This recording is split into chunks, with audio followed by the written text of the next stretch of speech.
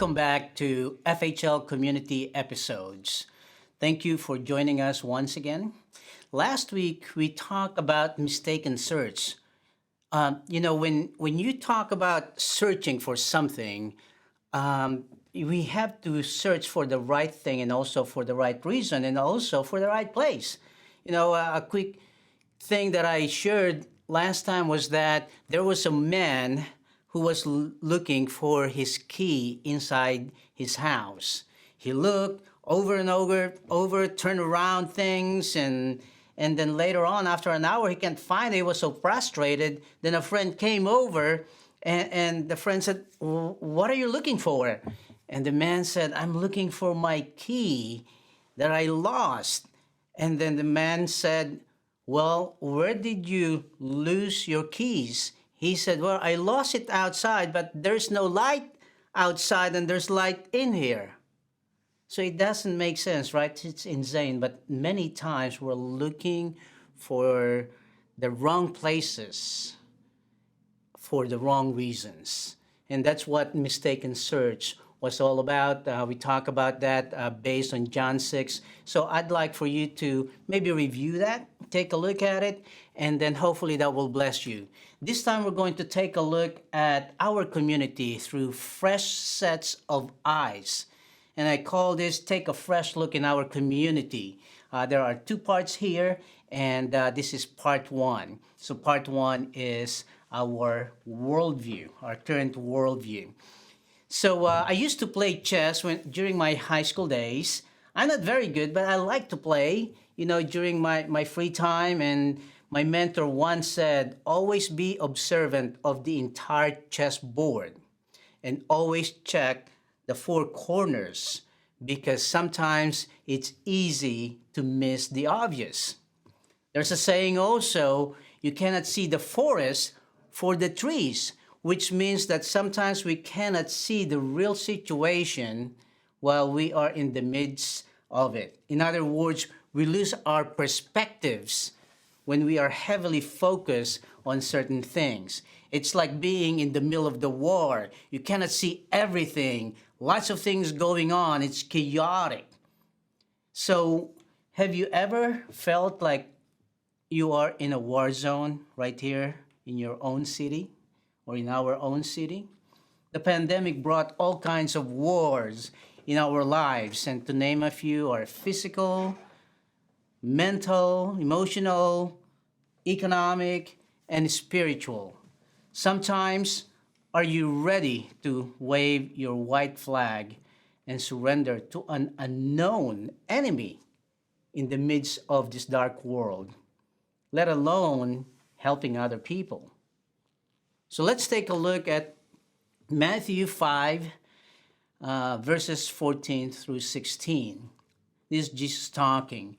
You are the light of the world. A town built on a hill cannot be hidden. Neither do people light a lamp and put it under a bowl. Instead, they put it on its stand and it gives light to everyone in the house. In the same way, let your light shine before others that they may see your good deeds and glorify your Father in heaven. So if you are a follower of Christ, then you are to be the light in a dark world, to reveal the light of the kingdom of God in the midst of chaos and to stand out. That's basically what it's saying. We have to put the light on the top of a hill so that you don't cover your light.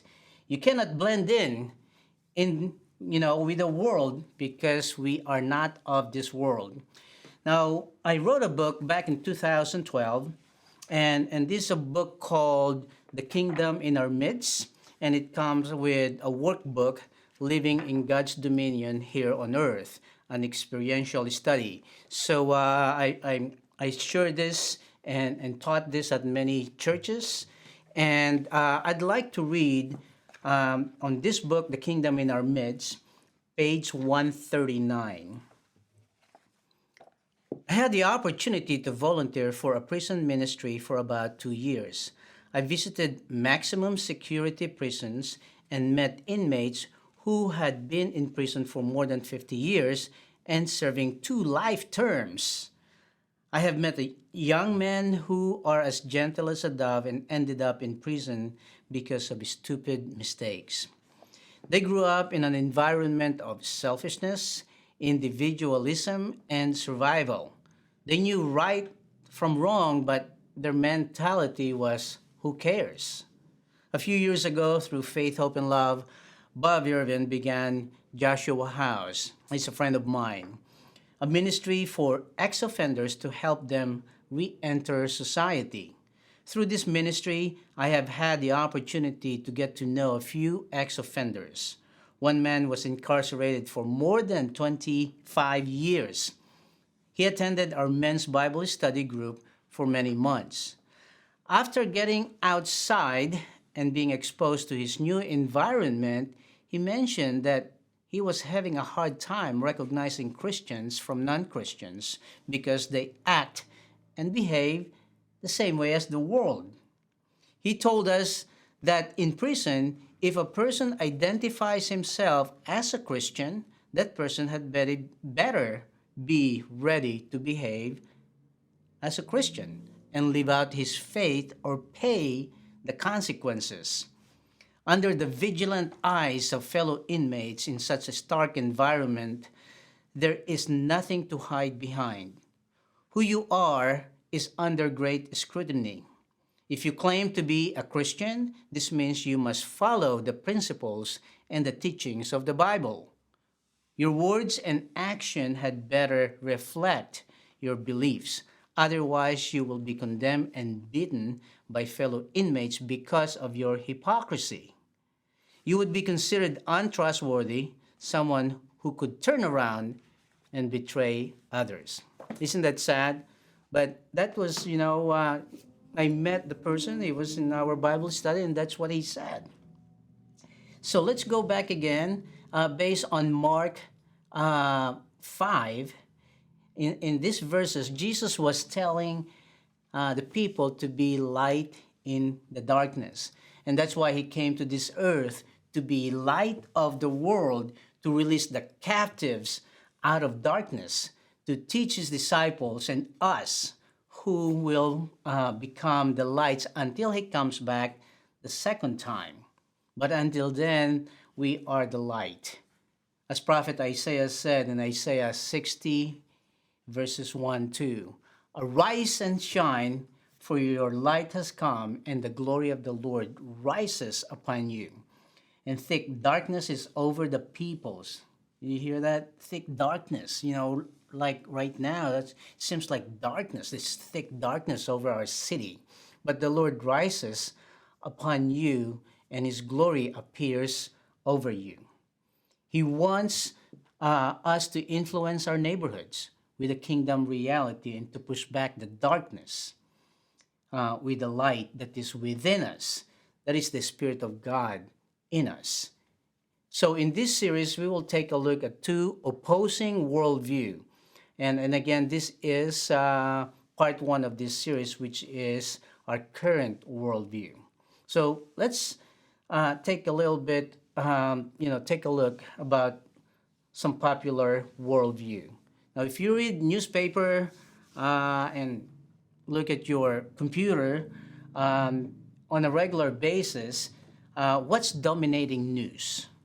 In Indianapolis, let me tell you, so we are today, it's May 2021, but in Indianapolis in May 2021, actually May 7th through May 14th, the dominating news was within those 7 days, there were 22 shootings and 3 stabbings.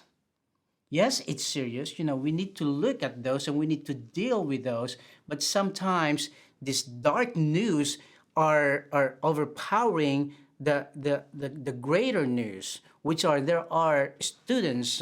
Me and my friend Brian were just talking about that. Sometimes we miss the things that's really encouraging other people rather than pulling them down into darkness.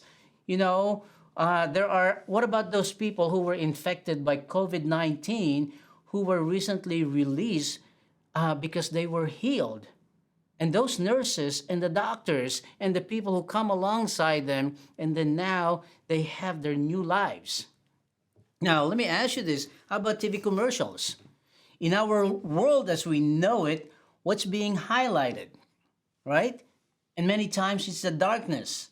However, there are about 205 million Christians in the US. There are a lot of good things happening as well. The sad part for many of us, our mindsets were trained to accept the darkness. And we say, that's the world we live in. Yeah, that is. But if you are a Christian, we are not supposed to live that way. And that's why we are light in the darkness. Uh, this thing has become a way of life of the majority of humanity. The darkness has become so obvious that we don't even recognize it. The same thing like in the chess, right? You have to take a look at the four corners because obvious become so obvious that we don't even recognize it. And the same thing as what's happening in our lives. We have become accustomed to it and we accept it as the norm. And you know what? The devil is still trying to program us to accept the current worldview. Here's a quote from the class that I teach, which is based on my book, The Kingdom in Our Midst. Our awareness directs our action, and our collective action changes our culture. So if awareness is focused in the wrong direction, our actions may follow suit. Then it may become part of our tradition, and thus our awareness becomes our reality. That's a sad part. So if let's look at this even deeper. I'm going to show you this exercise and take a look at this. I'll give you a couple minutes or maybe a minute to read this. See if you can make something out of it. See, it's a collection of jumbled letters and numbers, and yet how many of you were able to read it? But that's not how we're supposed to read, right? The sad part is that our minds were trained for many years to accept the worldview as the normal way of living, the world as we know it, as many people may say. But we were created in the image of God. There's another reality, a greater reality than what we see in our worldview. Somehow, we were conditioned and we adapted to different worldview and the ways of the world other than what God intended. So from the time we were born, our brains and our entire being were trained through the world's perspective. Our society was led to believe a lie, and we embraced it. If you look at our world again, what will you see? So let's take a look at this. So if you take a fresh look at our world again, what will you see? So let's look at Hebrews 2:1. Second chapter of Hebrews, verse 1. We must pay the most careful attention, therefore, to what we have heard, so that we do not drift away. So listen to that. We must pay the most careful attention, therefore, to what we have heard, so that we don't drift away. Last night, actually, I was watching a TV show. It's called Drift, and there was this young couple who's transporting a sailboat from Tahiti to California, and they had a shipwreck, and then storm happened, and then you will see that they started to drift. You see, drift is very, very dangerous because you don't feel it's happening immediately. The same thing as in our mind. If our mind is focused, you just like, focus a little bit to the left. Before you know it, after a mile, that's like you're way far from where you're going to. See, our newspapers and other forms of media promote sex, drugs, and violence over purity, health, and peace. A world that is dominated by evil rather than good.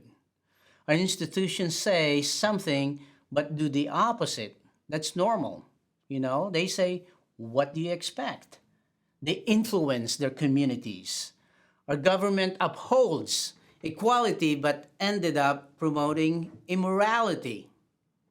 This country was founded with a motto of "In God we trust," and yet we deny God in our school systems, business, and nonprofit organizations because it is politically incorrect. And I know some leaders who prevented to pray for people at their food pantry because a major donor told them not to. Can you imagine that?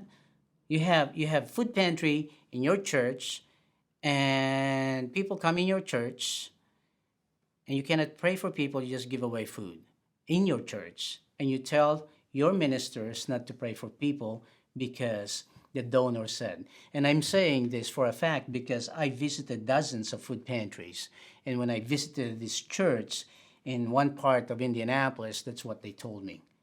So that's a popular belief, Okay, well, we're going to feed the people, then we're not going to pray for people. That's our current worldview. Now, as the Bible says in Proverbs 23:7, for as he thinks in his heart, so is he. We become what we think about all day long. We have to step back to take a look with fresh eyes again. So let me ask you this. How do we process the world around us? What are what are the obvious things in our neighborhoods that we neglect to address? When you plan for outreaches or such as food pantries, ask first, why are we doing these things? So if you're again a ministry or a church, the number one mission of the church is to share the gospel and disciple people. And sometimes we forget to do that because we become so busy just giving away food. Nothing wrong with that.